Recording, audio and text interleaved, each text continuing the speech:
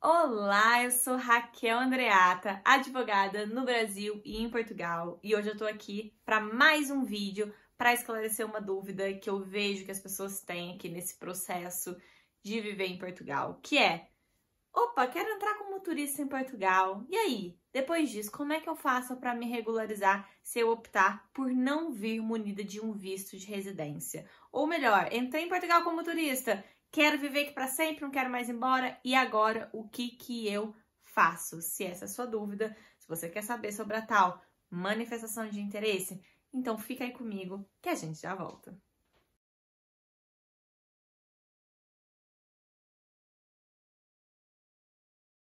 Hoje eu vim falar sobre um tema bastante polêmico, que é a tal manifestação de interesse. Vejo muita gente trazer e abordar esse tema de forma errada. Então hoje eu quero trazer aqui para vocês as minhas perspectivas, o que é que eu acho sobre esse meio, né, de imigrar, de vir, né, entrar em Portugal como turista brasileiro, que não precisa de visto, né? Quando a gente é turista, a gente precisa cumprir alguns requisitos, mas não precisa propriamente de um pré-visto estampado no seu passaporte.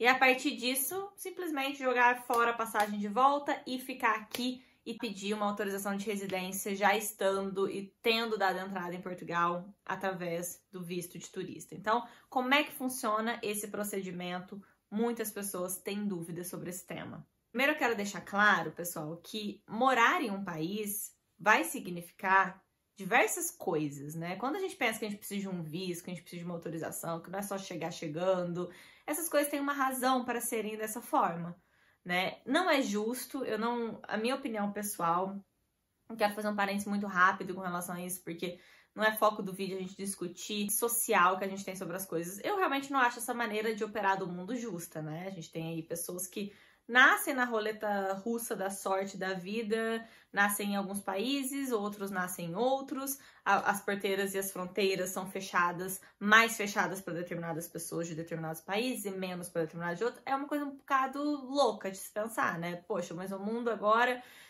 tem dono. Eu, para ir para algum lugar do mundo, preciso de autorização. Sim, precisa, infelizmente. É um bocado louco pensar, é injusto, porém faz sentido. Porque quando você vive em um país, existe um estado, existe um órgão ali, uma entidade, vamos assim dizer, que é responsável por você, que vai zelar pelos seus direitos e também vai dizer quais são os seus deveres, quais são as normas jurídicas a qual você tem que se submeter, quais são as regras desse lugar, o que é que você faz, o que é que você não faz, onde você paga imposto, cadê o seu imposto e cadê os seus benefícios pelo pagamento do seu imposto. Então, é necessário, né, gerir, né, quem é que entra, quem é que sai, como é que isso vai funcionar. Imagina, é igual um bar, né? Se um bar tem uma lotação para que todo mundo possa sentar, para que todo mundo possa ser bem atendido, para que todo mundo possa... Não adianta, você pode oferecer milhares ali para o dono do restaurante, mas naquele momento ele talvez não tenha estrutura para receber mais do que a capacidade que ele já disse que tem. Então, o país ele tem uma capacidade orçamentária para as coisas. Então, não tem como pessoas quererem todo mundo... Imagina se todos os brasileiros resolverem vir para Portugal, nem cabe aqui nesse solo. Então, faz sentido as razões pelas quais a gente precisa passar por esse processo para se mudar de um país para o outro. A gente tem que lembrar que a gente tem deveres, a gente tem direitos também. Então, para que isso tudo esteja assegurado, bonitinho, você precisa de documento. Se você não tem documento, se você vem, fique legal no país, atravessa uma fronteira, entra por um buraco, sei lá, entra, né, aquela coisa dos Estados Unidos, México, que a gente vê na novela, todo mundo correndo, tal, não sei o quê. Seja qual for o meio, ou entrar como turista e ficar aqui e nunca mais ir embora, você não tá fazendo a coisa dentro da lei, você não tá fazendo a coisa na legalidade. Então, isso vai ferir, vai trazer problema quando você precisar ir atrás dos seus direitos, né? E ninguém quer ficar sem direito quando precisa, porque deveres, meu amor, esse você vai pagar de qualquer forma. Porque você vai pagar aluguel, você vai pagar imposto, que já tá embutido em tudo que você compra. Então, eu ouso dizer que você não vai conseguir fugir tanto de deveres, mas de direitos você vai os perder se você não tiver certinho e regularizado dentro de um determinado país. E é por isso que é importante ter planejamento e estratégia quando você quer mudar. Não dar o louco e fazer as coisas. Mas se é o teu caso, e eu não tô te chamando de louco não, tá? Deixa eu corrigir aqui. É só uma expressão, mas eu já disse esse outro vídeo, vou repetir. A gente não sabe o que é que uma pessoa passa, a gente não sabe o que é que uma pessoa carrega, A gente nunca pode julgar o determinado comportamento de alguém. Ah, você foi como turista, não sei o que, não. O que eu posso fazer aqui é aconselhar qual é a melhor forma. E se caso você já esteja nessa situação de estar aqui como turista, o que é que você deve fazer, né? Qual é o procedimento? E é isso que eu quero explicar nesse vídeo. Basicamente, por acordo, todos os brasileiros, eles podem permanecer até 90 dias dentro de Portugal sem precisar de um pré-visto, né? Então, é a estadia que a gente conhece mais como turista, não é só na qualidade de turista que uma pessoa pode querer entrar no país, mas basicamente é o que a gente conhece popularmente como entrei como turista, né? Sem esse pré-visto, vocês podem passar, os brasileiros, até 90 dias no espaço europeu. Mesmo assim, até essa entrada como turista, tem exigências. Quando você entra, você tem que apresentar passagem de ida e de volta para o Brasil. Já tem que estar com as duas passagens compradas. Tem que comprovar que você tem um alojamento, né? Cadê a reserva no hostel, no hotel? Se for o caso, uma carta convite, se você estiver se alojando na casa de outra pessoa. Você precisa ter um dinheiro em conta bancária, um dinheiro em cartão de crédito, um limite ou alguma coisa que prove que realmente você vem a Portugal, você tem condição de passar esses 90 dias aqui. Então, existe já essa pré-análise que quando você entra em Portugal, eles vão perguntar: ah, você veio? Ah, vim. Você tem visto? Não. Veio pra fazer o quê? Ah, vim pra conhecer, turistar. Turistar, né? O famoso turistar. Ah, vim pra turistar. Então tá, cadê a sua passagem de ida? Cadê a sua passagem de volta? Cadê o seu seguro médico por esse período? Cadê o dinheiro? Cadê a reserva do hotel? Muitas pessoas são barradas porque eles percebem que na verdade tem um caô ali, que na verdade tem algo errado. Pô, a pessoa tá vindo pra Portugal, não tem uma carta convite, mas também não tem reserva hotel? A reserva da pessoa é só por um mês? E os outros dois? E a passagem dela que tá marcada pra dali 3 meses? Cadê o hotel desse... Se a polícia quiser, ela pode estar ali te investigando, mas algumas pessoas não, gente. Sinceramente, existe casos da pessoa passar pela polícia migratória, a pessoa só olhar o passaporte, olhar a cara, carimbar. Ah, vai fazer o quê? Turista? Tá bom, tchau. E passar? Tem, né? Mas ele também pode olhar pra tua cara e falar: eu quero tudo e mais alguma coisa. Todos os documentos e mais alguns. Encher teu saco até a morte. Ou te levar pra uma salinha pra fazer todo esse inquérito, né? Então é sempre importante... todos esses questionamentos. Então, é sempre importante você ter todos esses documentos, porque senão você já tem um problema, que é, talvez não consiga nem entrar como turista em Portugal se você não tiver todos os pré-requisitos para que isso seja concedido ali no momento em que você está na polícia de fronteiras. Mas, Portugal tem um mecanismo para as pessoas, porque assim, a manifestação de interesse, vir como turista e depois fazer uma manifestação de interesse, nos últimos anos virou meio que como uma espécie de forma de imigrar. E eu, como advogada e como pessoa que conheço as consequências dessa forma de imigrar, que é totalmente ilegal, tenho que fazer o meu papel de advertir as pessoas que essa não é a melhor maneira. Mas sem julgamentos, porque eu percebo que cada caso é um caso. Mas a manifestação de interesse, ela existe porque realmente pessoas, principalmente há uns anos atrás, poderiam vir como turista, sei lá, vim como turista, tô passeando, tirando minhas fotos. De repente, cruzo na rua com uma pessoa que diz assim: nossa, você tira foto? Você fala: não, pô, sou fotógrafa. E conversa vai, conversa vem. Vai que a pessoa vira pra mim e fala assim: pô, tu é um fotógrafo ótimo, hein? Deixa eu te contratar. Quer trabalhar na minha empresa de fotógrafos? A pessoa fala: quero. Começa quando? Amanhã. Já viu aquelas coisas de filme? Amanhã começa. Pô, nem volto mais pro Brasil. E aí? O que eu tenho que fazer? Foi para abranger essas exceções é que foi criado o mecanismo da manifestação de interesse, que passou hoje a deixar de ser uma exceção e virar, para muitos, a regra, a forma de imigrar, né? E o que, assim, hoje a gente já vê o CEF não dando prioridade para as manifestações de interesse. Uma manifestação de interesse, desde o momento em que você reúne todos os documentos e faz o pedido, até reunir os documentos, levam pelo menos alguns meses, tá? Do momento em que você decidiu fazer, você vai levar pelo menos 3 meses para conseguir uma documentação. E aí, a partir do momento que você sobe no site essa documentação, chega a durar de 1 ano e meio a 2 anos para ser agendada a sua entrevista e a partir da entrevista você conseguir a sua AR. Olha o tempo que você vai passar ilegal no país. Então, é muito, né? O CEF claramente não tá dando prioridade para isso. O CEF claramente tem um pedido enorme, muita gente fazendo manifestação de interesse, obviamente deixa o processo mais lento, mas eu vejo aqui que o CEF não quer, sabe, priorizar isso. Ele quer dar prioridade a outras coisas. Então, ele deve ter um número, uma porcentagem pequena da produtividade do CEF é destinada às manifestações de interesse. Somada à quantidade enorme que existe, faz com que o tempo seja gigante, né, entre um procedimento e entre o início do procedimento e o final desse processo. Basicamente, a manifestação de interesse ela está no artigo 89 da Lei de Estrangeiros.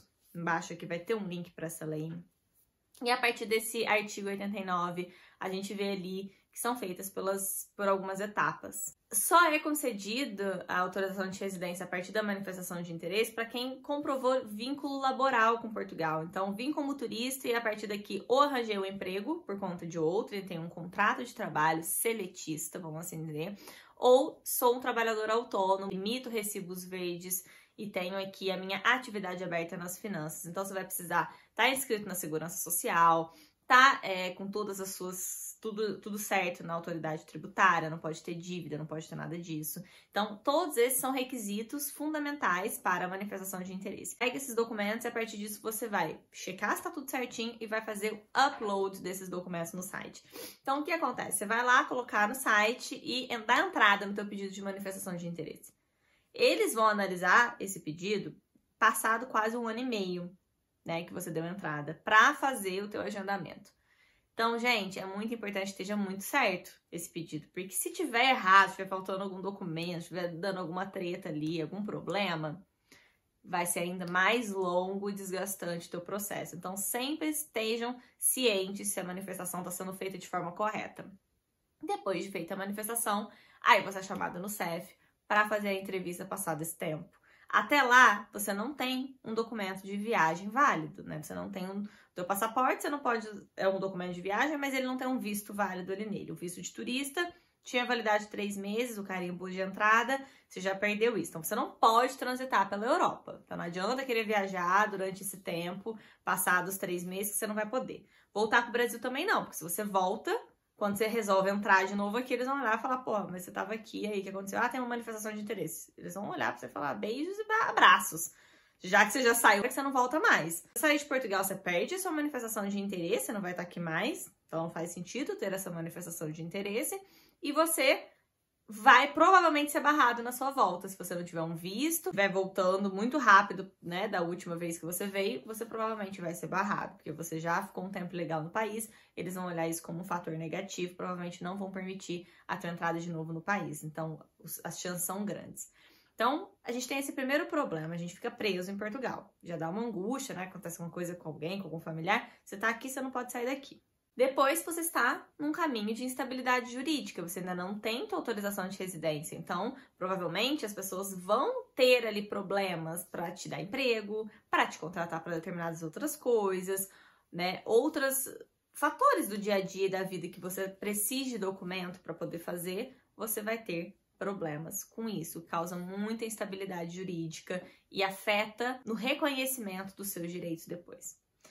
Outro fator que eu considero muito negativo para quem faz manifestação de interesse é o tempo que você perde, que já poderia estar contando para sua nacionalidade portuguesa. Quem não sabe, vai ficar sabendo agora de uma informação muito, muito, muito legal, uma grande porta de entrada para quem quer ter nacionalidade portuguesa, ou seja, nacionalidade europeia. Eu tenho nacionalidade portuguesa e eu adquiri a minha nacionalidade por esse procedimento dessa maneira. Qual é a maneira? Residindo legalmente durante 5 anos em Portugal.